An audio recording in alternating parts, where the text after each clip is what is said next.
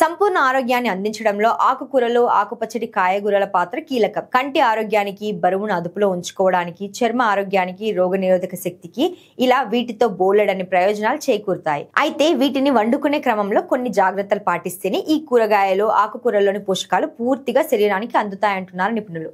మరి అవేంటో తెలుసుకుందాం.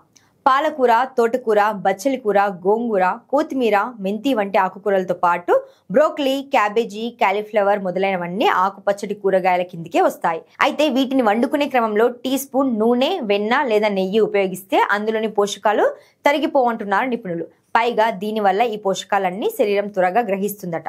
వండే ముందు ఆకుపచ్చటి కూరగాయల్ని కాసేపు వేడి నీళ్ళలో ఉంచితే కూర వండే క్రమంలో అవి త్వరగా ఉడుకుతాయి. ఫలితంగా త్వరగా వంట పూర్తవుతుంది. అలాగే ఈ నీటిని అదే కూరలో వాడడం వల్ల వాటిలోని పోషకాలు బయటికి పోకుండా కూర రుచి పెరుగుతుంది. ఫలితంగా కూర మరింత రుచిగా, చిక్కగా వస్తుంది. అలాగే స్టీమింగ్ పద్ధతిలో కూడా ఈ కాయగూరలను ఉడికించవచ్చు. వాటిలోని పోషకాలు తరిగిపోకుండా ఉండేందుకు ఇది కూడా ఒక చక్కటి పద్ధతి అంటున్నారు నిపుణులు. ఆకుపచ్చటి కాయగూరల్ని వండే క్రమంలో ఉప్పు, మిరియాల పొడి, ఆలివ్ నూనె, వెనిగర్, అల్లం వెల్లుల్లి పేస్ట్, కారం వంటి ఉపయోగిస్తే ఆ కూర రుచి ఇనుమడిస్తుంది. అలాగే ఆయా పదార్థాల్లో పోషకాలు శరీరానికి అందుతాయి.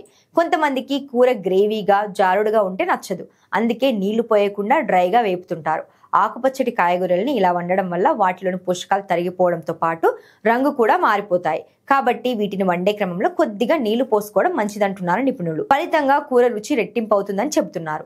ఆకుపచ్చటి కాయగూరల్ని చిన్నగా తరగడం కంటే పెద్ద పెద్దగా ముక్కల్ని కూర కోసి ఉపయోగించడం మంచిదని చెబుతున్నారు నిపుణులు.